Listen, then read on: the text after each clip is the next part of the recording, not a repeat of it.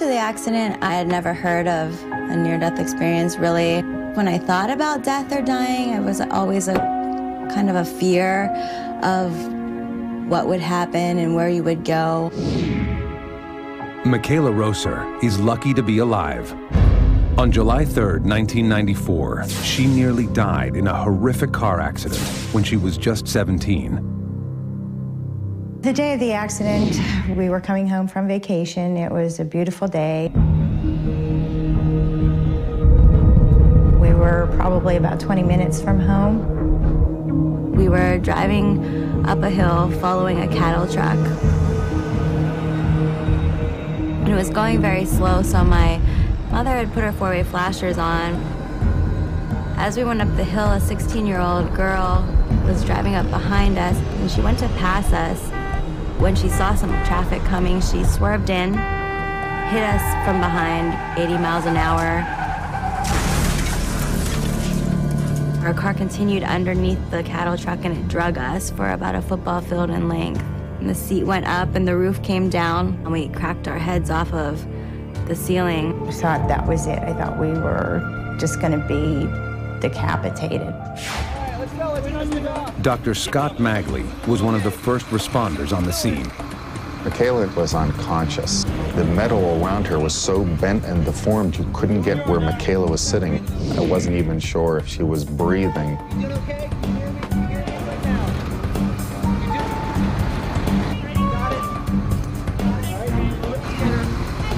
When I finally got Michaela into the ambulance, you could see the severity of her head injury. You could see her skull showing through. I needed to put a tube down into her windpipe to breathe for her. Michaela's blood pressure was so unstable that the paramedics were unable to get an intravenous line in her arm. I had to put needles into her chest as well as into her groin and attempt to bring her blood pressure back up to normal. With a low blood pressure and her breathing at 2 to 3 breaths per minute, she could die at any moment. I put Michaela into the helicopter and flew to the trauma center. I believe that the near-death experience happened to me en route to the hospital while I was on the helicopter. Everything was black at first. All of a sudden, I was just held by this unbelievable presence. It was a white, peaceful, tranquil light that just embraced me. I couldn't see a face or a physical form of who was holding me, but I knew that it was someone that loved me, and I knew that it was someone I could trust. I guess I would say God. I'd think of a question and the answer was already there. There was just this all-knowingness about the experience that you understood you're part of the grand design. Probably the best feeling that I've ever felt in my life was in my death. They say your life flashes before your eyes, and that happened to me, but it wasn't anything like I had ever imagined it to be. All these flashes all at once, so rapidly. When I was a little girl, dancing and singing, playing Ring Around the Rosie, being disciplined by my parents. Things in the present of all the stuff that was happening with the accident.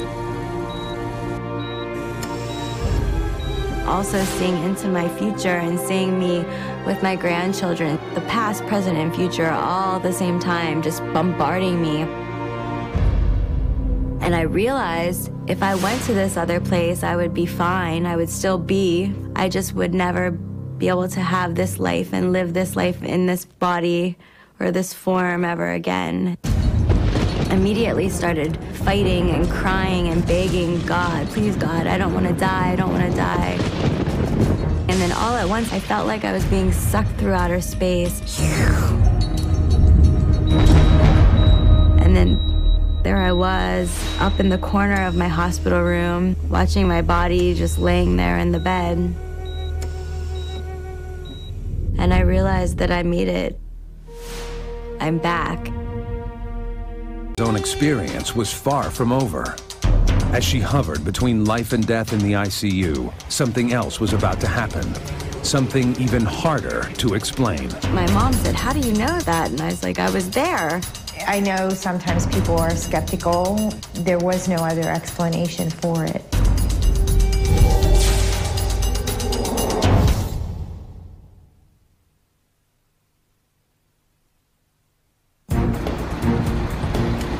Michaela Rosser was in extremely grave condition following the car accident that nearly claimed her life.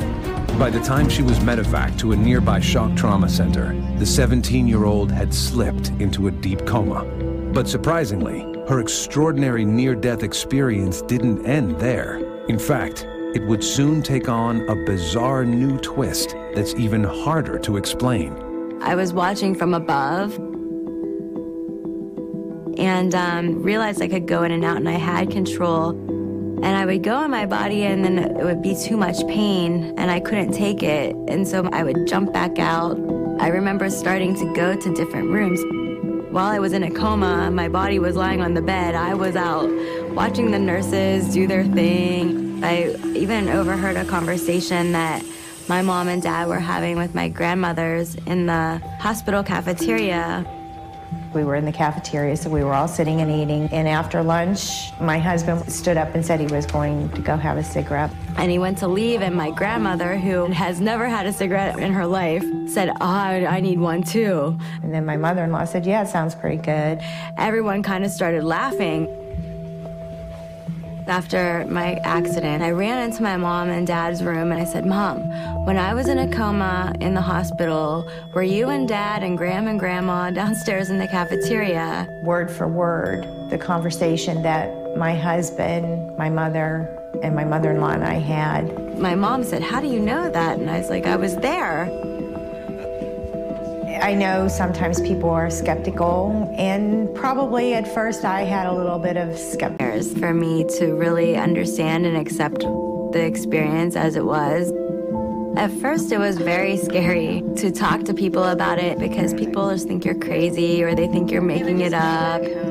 It doesn't matter what any science can prove. They can't take that experience away from me. Before the accident, I was a little hesitant to try certain things or to put myself out there. I really, truly thank God every day for letting this happen to me, because it helped me to motivate myself to do the things that I wanted to do and accomplish the things I wanted to accomplish in my life. It also gives me an inspiration to go out and connect with others and try to help others find their happiness. It's changed my life forever. Doug Taylor was also transformed by his moment of death and the strange and tragic coincidence that it revealed. They believe I had been dead somewhere between 3 and 5 minutes. Under any circumstances, that's an extraordinary story.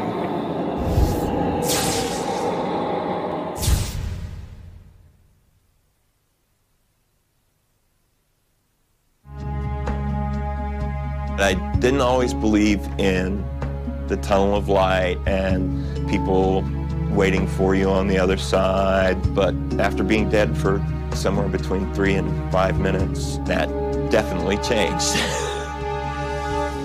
Doug Taylor was a prominent stage actor in Austin, Texas, when a powerful near-death experience totally transformed his life. His encounter is rather typical at first glance, but a tragic coincidence involving his grandfather baffles experts to this day. Sunday morning, got up, took a hot bath, got my dirty clothes together, got my quarters lined up to go and do my laundry, and I started to feel bad. It was just a weird feeling across my shoulders and down into my arm. I had no idea that I was having a heart attack. I was 39 years old. I was holding the phone in my hand, trying to dial 911. I do not remember dialing 911. I just remember the phone falling out of my hand.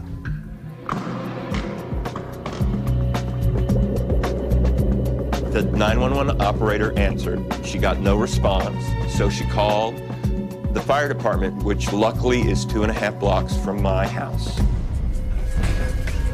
The door was locked and they had to bust it down. Not breathing. When they got to me, I was dead. Dr. Michael Watkins was the emergency cardiologist on duty. They sent the first responders there who attached the AED, the automatic external defibrillator. Analyzing. Clear. And the device shocked him 5 times. Clear. Ready to go. CPR. Following that, the paramedics arrived. They intubated him, which means putting a tube in his trachea and his windpipe to breathe for him. And then they shocked him, I believe, 5 more times.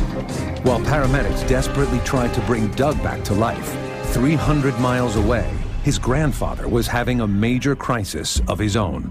In a tragic coincidence, he suffered a severe heart attack at almost the exact same moment. He always expected me home at a certain time, and I was a little later than normal getting home. And when I walked in the door, he was lying on the floor. Meanwhile, back in Austin, Doug was quickly slipping into what can only be described as another reality.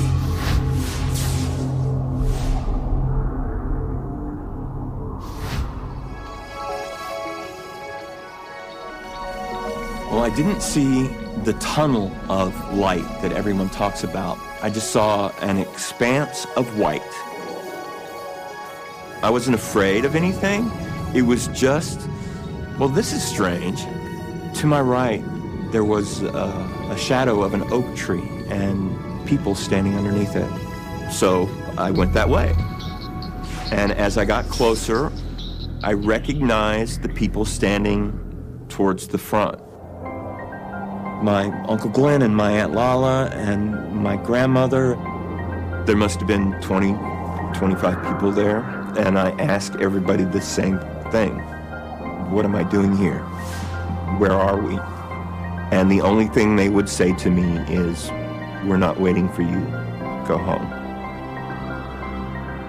The last conscious memory I had on that side was of my grandfather's voice. I felt his presence, but I didn't see him. And I heard him say, "You're the luckiest boy I know." Doug arrived at the hospital in extremely critical condition. 2 of the 3 arteries to his heart were almost entirely blocked. When I first saw Doug at the hospital, he of course was in ICU. He was dead white, he had no color at all. I realized I had to call his family. 300 miles away, Doug's mother Glynis was in another hospital tending to her father, who in a shocking twist had just suffered a heart attack himself. My sister and I were in ICU with my father, and my niece came in and she said, Aunt Glynis, there's someone on the phone for you. And something about Doug had a heart attack. And I said, oh, Pam, they just are confused with your grandfather and Uncle Doug. And she said, I don't think so. Well, I'm sorry, but they both had a heart attack. It was a very hard time. It was hard to leave my father, but I had to be with my son, only 39 years old and having a heart attack. Shortly after that, my sister called to tell me that my father had passed away. And I thought, you know, is this going to be Doug's fate too? You know, am I going to lose both of them at the same time? After 2 major heart surgeries, Doug remained in critical condition. 3 days later, he finally regained consciousness. He opened his eyes and we were so excited. Then he wanted to know, how's Gaga? It is a little unusual that he would ask me about his grandfather every time I went in there. And I said, oh, he's okay. Because the doctor said, do not tell him. So we had to wait, and we didn't tell him until Thursday morning. I didn't put it all together until my mother told me Gaga had died. It came back to me what they said. We're not waiting for you. Go home. They weren't waiting for me. They were waiting for my grandfather. I was coming back, and he was going home. It still sends shivers up my spine. I have told this story to every single person that I have had more than 5 minutes interaction with. I think it's important. I think people need to know that there is a life after this one, that you go on to do other and better things. Before my near-death experience, I had a short temper, and I mean short. And now I have no temper at all. It's hard for me to express the warmth, the love, the understanding that I felt, so people walk away from that conversation I have with them going, wow, that's what I want to happen to me. That's where I want to go. Doug's strange encounter with his grandfather coincided with him flatlining for over 3 minutes. But near-death experiences don't always begin with a death. There was a feeling of impending doom.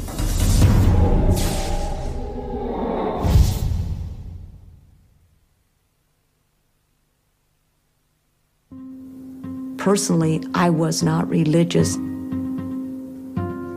I was so skeptical of near-death experiences prior to the accident. I'm sure I would have come up with some sort of a scientific explanation, but it's hard to do that now. In the spring of 2003, Mary Jo Rapini was working as a psychotherapist in Lubbock, Texas. She never believed stories of near-death experiences, even though she'd counseled dozens of terminally ill cancer patients who claimed they were real. Before they would die, they would grab my arm and say, "Mary Jo, can you see them? Can you see them?" And I would not even look up. I would just say, "No, I don't see them." But on the morning before Easter Sunday, those doubts would be erased forever. I was going to have a big dinner at my house, so I had 1,000 things I had to do. I was off, and I went to the gym. I'm feeling good. I'm going to get on that PEC machine. I pushed this one machine to my max. I felt a pop, and the pop was in the back of my head, and I went, oh my God, I think I broke my neck. There was a feeling of impending doom. This big guy that I always like, he goes, "Hey, muscle woman, what's the matter?" And I said, "You run up to the front and call an ambulance. I think I broke my neck." I was terrified. I was getting my hair cut, and they called me to go to the emergency room and said, your wife's had an accident and you need to go to the emergency room.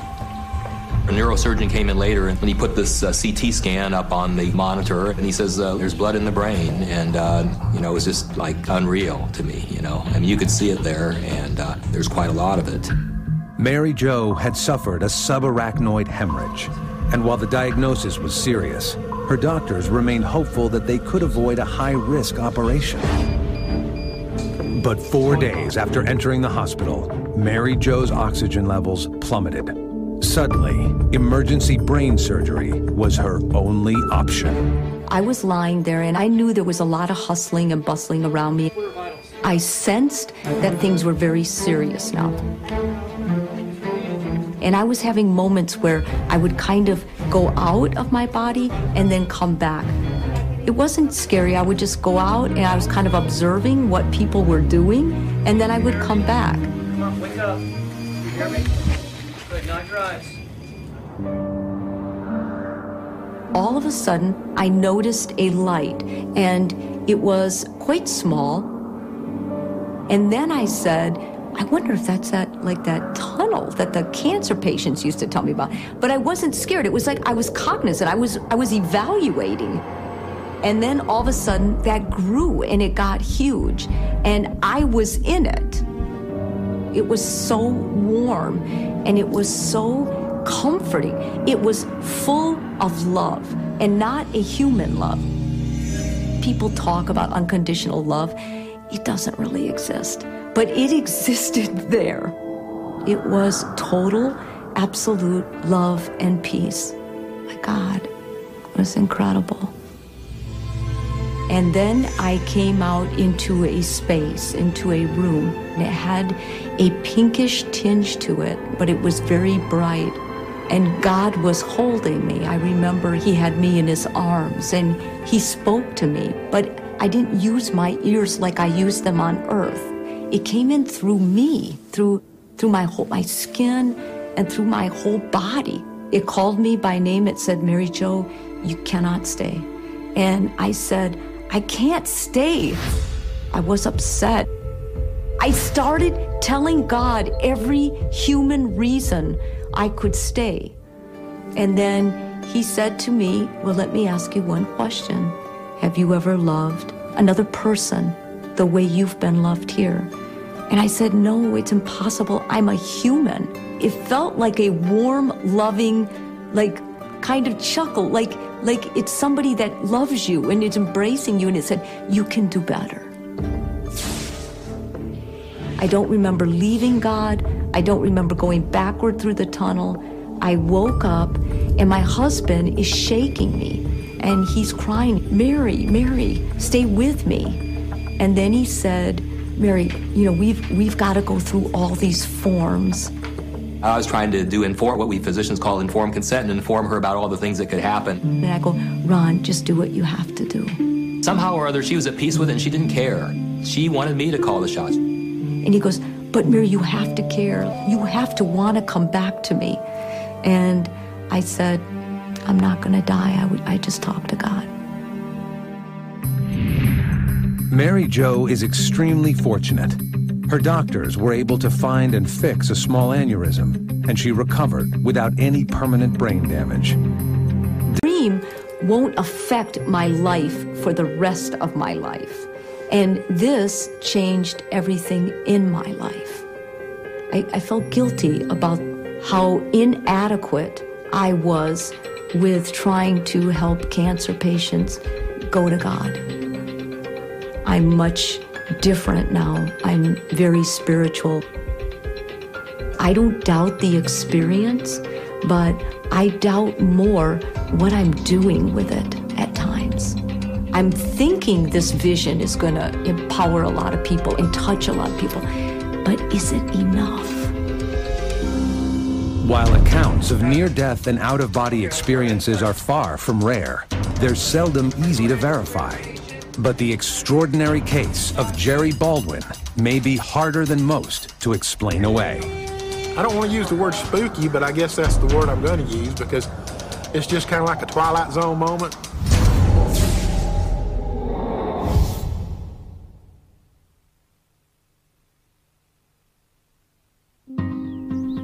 Before I had my near-death experience, I had never read one. I never heard anybody talk about one. If somebody had told me about it, I would probably told them it was crazy. In fact, Jerry Baldwin could have never imagined the extraordinary chain of events that would change his life forever. He was only 47 years old in the fall of 1993 when he decided to take an early retirement from his job as a master mechanic. I was kind of on the heavy-set side, but I had lost about 100 pounds and thought I was doing great, you know, but I smoked real heavy, about 2.5 packs a day. The morning when I got up, I had a few things I know that I need to do, and that's when my problem started. My arms started getting numb, and I thought, well, you know, I don't feel real good. So being a smoker, I thought, well, if I sit down and smoke me a cigarette, everything will be fine. I started having kind of tightness. I got up, put the cigarette out, and came up the 2 steps and got right inside. And all of a sudden, it felt like 6 elephants got right in the middle of my chest, and they just wouldn't get off. And I hit the floor.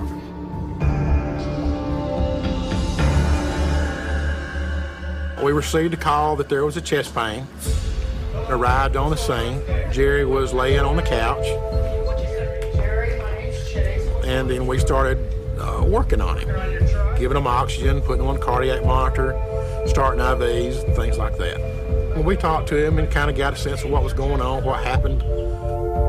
I started having a feeling that I wasn't going to make it. Everything started getting kind of gray. I said, I'm fixing to leave you. And he said, what do you mean? I said, I'm fixing to die. And those are the last words to come out of my mouth. Jerry? Jerry, hello, Jerry? At that time, he arrested, he went unconscious and unresponsive. Okay, let's go ahead and move him down to the ground. One of the things that you do to a patient is you give them what we call a precordial thumb. So my partner reared back with a clenched fist and hit him in the chest a couple of 3 times.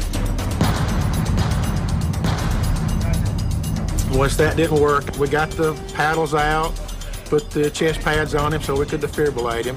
And then all of a sudden, it just went totally black. I mean, I was gone.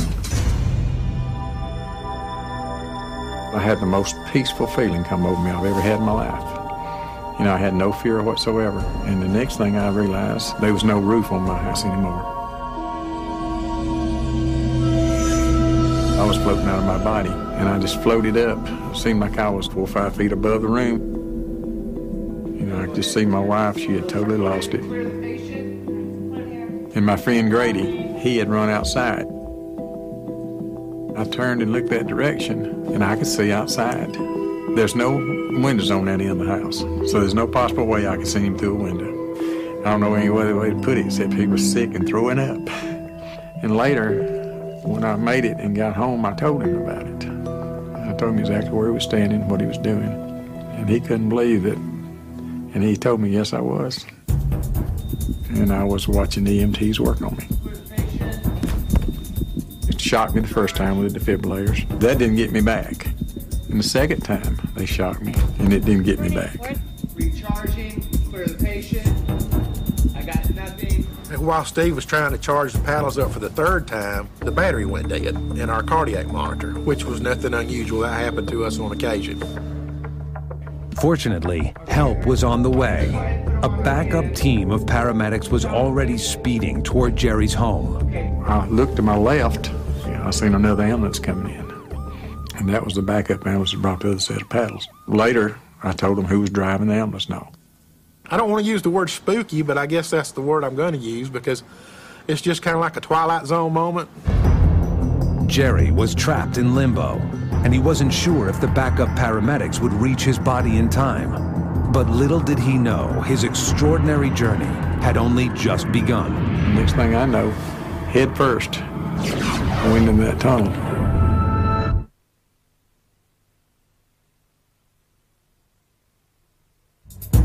On the day he died, Jerry Baldwin got a whole lot more than he ever bargained for. Hovering above his own house, he witnessed his friend Grady vomiting on the ground. Then he observed blow by blow the paramedics' efforts to revive him, right down to the malfunction of their defibrillator and the arrival of a second ambulance. But that was just the beginning. I was floating around. I thought, well, are they going to get anything done or not? I really don't care. And about that time, I seen the brightest light.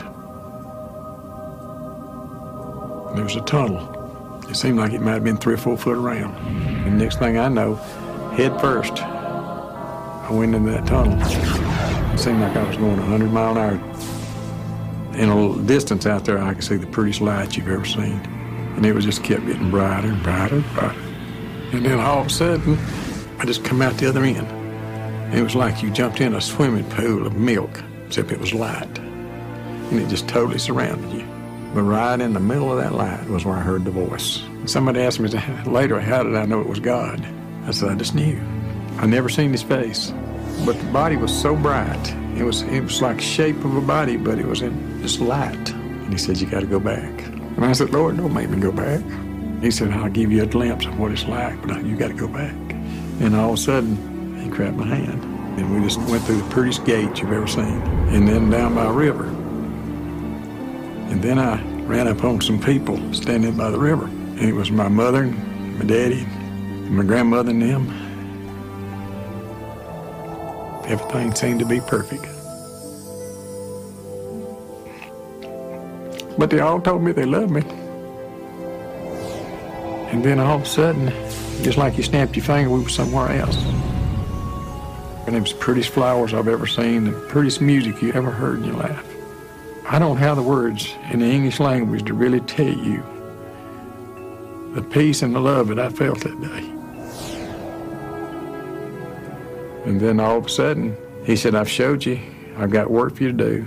And then when he turned my hand loose, I was just like I was a bullet. I went right back through that tunnel.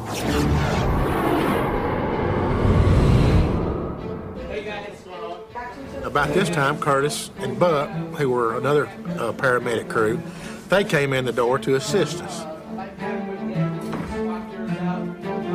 And Curtis just placed the paddles on his chest and shocked him. and that immediately brought him back. They said I was clinically dead for 3.5 to 4 minutes, and it seemed like I was gone 3.5 to 4 months. Time just totally stood still. As many times as I've tried to tell people about it, I can't hardly tell it without crying. I was afraid people think I was crazy. Finally, after 9 years, I told 9 people 1 year, and all of them was terminally ill. I guess I thought in my mind, it's okay to tell them, because they can't stay here and tell anybody I'm crazy anyway, because they're dying. And I'll make it so much easier on them. Crossing will be a lot easier. I guess it's sad when God gets to the point with a person that he has to strike you dead to get your attention. But that's what happened to me. I used to be hard-hearted and I always judged people. Now I can't judge people. But it's like a new beginning.